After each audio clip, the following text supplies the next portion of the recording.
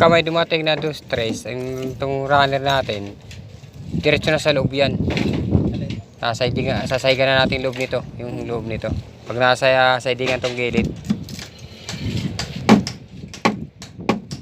Hello. Runner sa labas.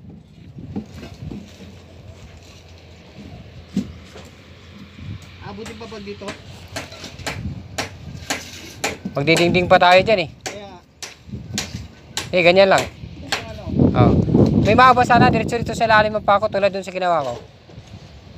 Yung ganyan isa.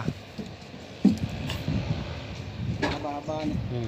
Hindi, matibay naman dito eh. Sige dyan, sige. Ito yung pako lang. O ganyan na. Parang sisiksik. Samantala lang naman, di Oo, ba? sige. Sisiksik lang natin yung ilalim.